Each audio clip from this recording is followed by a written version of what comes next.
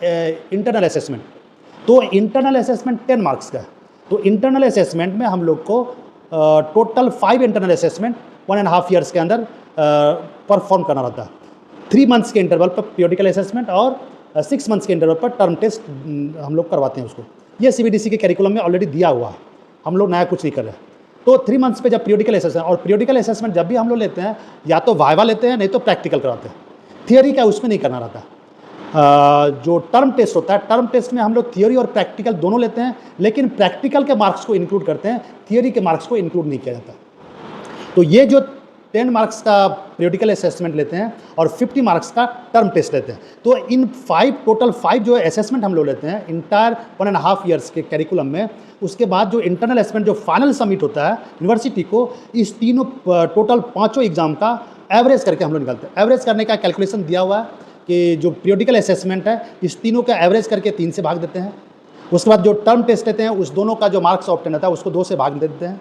और इसका जो फाइनल सबमिशन है, पीरियोडिकल असेसमेंट का जो एवरेज का मार्क्स है और जो टर्म टेस्ट का जो एवरेज का मार्क्स है, इस दोनों को जोड़ करके 2 से डिवाइड करते हैं।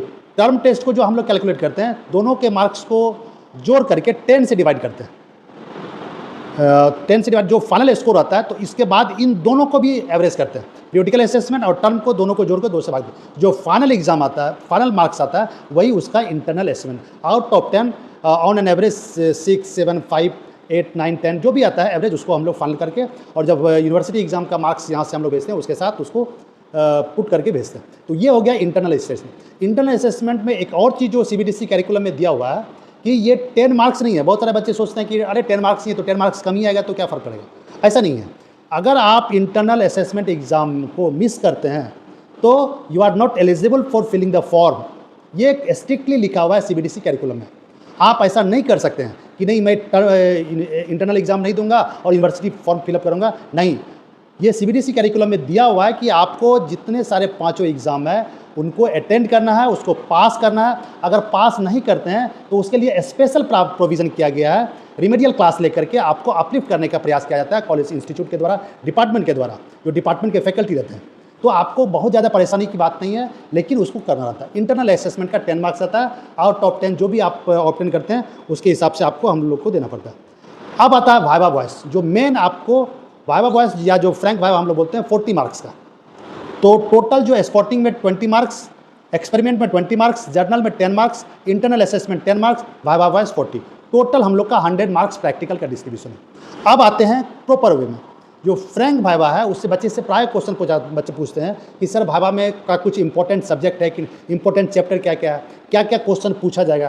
तो वाइवा का कोई स्पेसिफिक चैप्टर नहीं होता, ये डिपेंड करता है कि आपसे जो पूछा जाता है आप उसको कैसे रिस्पॉन्ड करते हैं। सपोज आपसे पूछा गया, कोई भी क्वेश्चन आपसे पूछा गया, आप उसको प्रॉपर वे में आंसर नहीं कर पाए, तो आपसे और उससे आसान वे में क्वेश्चन पूछा जाएगा ताकि आप उसको आसानी से बोल पाएंगे। मेन चीज़ जो है, जो कुछ डिफरेंसेस है उसको आपको बोलना रहता है। जैसे सपोज होम्योपैथिक फार्मेसी क्या है, फार्माकोपिया क्या है, व्हीकल्स क्या है, ट्राचुरेशन क्या है, पोटेंटाइजेशन क्या है, प्रिस्क्रिप्शन राइटिंग किसको बोलते हैं, उसके कितने पार्ट्स हैं, ठीक है। इन सारी चीज़ों को जो कॉमन डिफरेंसेस है इसको आपको करना रहता है। अगर आप इसको भी नहीं बोल पाएंगे तो आपसे क्या पूछा जाएगा, आपका नाम क्या है, आप कहाँ से आए हैं, यही तो पूछा जाएगा। लेकिन ये जो चीज़ पूछा जाता है मतलब आपकी स्थिति परिस्थिति वाइवा में बहुत अच्छी नहीं है, इसलिए आपसे पूछा जाता है कि आपका नाम क्या है, कहाँ से पढ़े हैं, स्कूलिंग क्या है। अगर आप अच्छे से आंसर दे पा रहे हैं तो एग्जामिनर ये सोचते हैं कि नहीं इसको और अच्छे से पूछा जाए ताकि आपको मैक्सिमम मार्क्स देने का वो प्रयास करेगा। कभी भी कोई भी एग्जामिनर बच्चे को कम मार्क्स नहीं देना चाहते हैं, और दूसरा चीज़ फेल तो एकदम नहीं करना चाहते हैं कि नहीं ये पास करे और अच्छे मार्क्स से पास करे। इसलिए आप देखेंगे कभी कभी एग्जामिनर कुछ ऐसा क्वेश्चन पूछते हैं जो कि आपको पता नहीं रहता है, तो ये सब डिस्टिंक्शन लेवल का मार्क्स देने के लिए वो आपको पूछते हैं कि नहीं आप अगर पढ़े हैं, जो जनरल चीज़ आप अगर आंसर कर पा रहे हैं तो आपसे कुछ ट्रिकी क्वेश्चन पूछा जाएगा ताकि आप उसको भी आंसर दे पाएँ और आपको मैक्सिमम से मैक्सिमम मार्क्स दिया जा सके। तो आपको जैसे क्वेश्चन है, अब जो इंट्रोडक्टरी चैप्टर कुछ टर्मिनोलॉजी है, जैसे होम्योपैथिक फार्मेसी क्या है, फार्मेसी का डिफिनेशन क्या है, व्हाट इज़ द फार्माकोग्नोसी क्या है, फार्माकोलॉजी क्या है, फार्माकोडायनेमिक्स क्या है, फार्माकोपेलेक्सी क्या है। तो इन सारे टर्म को एटलीस्ट आपको अवेयर होना चाहिए कि ये टर्म क्या है। या जैसे व्हीकल का डिफिनेशंस क्या है, कितने टाइप्स के हैं, इसके एग्जाम्पल्स क्या हैं, sources of homeopathic drugs is very important. उसमें आपको अगर सपोज आपसे पूछा जाएगा कि नहीं आप बताइए कि 5 सोर्सेज बताइए वेजिटेबल किंगडम का या एनिमल किंगडम का, मिनरल किंगडम का। अगर इन सारे को बता देते हैं तो आपसे पूछा जाएगा कि नहीं, tell the name of the medicine which is prepared from whole plant including root, या होल प्लांट एक्सक्लूडिंग रूट, या रूट से कौन सा मेडिसिन बनता है, या ड्राई रूट से कौन सा मेडिसिन बनता है, फ्रूट से कौन सा मेडिसिन बनता है, पल्प से कौन सा मेडिसिन बनता है, सीड से कौन सा मेडिसिन बनता है। इन सारे मेडिसिन के एग्जाम्पल आपको याद होने चाहिए। ये आपको सिर्फ फार्मेसी में फ़ायदा नहीं होगा, या आप जब मेटेरिया मेडिका पढ़ेंगे ना, तब आपको बहुत सारी चीज़ों को समझ में और ज़्यादा अंडरस्टैंडिंग डेवलप होगी। जैसे कुछ नोट्स है, अगर आप नोट्स के बारे में बहुत सारे आंसर नहीं दे पाएंगे तो वो लोग बोलेंगे कि अच्छा बताइए नोट्स किसको बोलते हैं, उसका सिर्फ 5 ऐसा मेडिसिन बताइए जो कि नोट्स से प्रिपेयर किया जाता है, उसके अति किंगडम का वो सोर्स से हो, या सार्कोट्स का इम्पोंडेबलिया क्या है कि उसके एग्जाम्पल्स बताइए, या इम्पोंडेबलिया का ऑर्गेनल में रेफरेंस किस एफोरिज्म में लिखा हुआ है।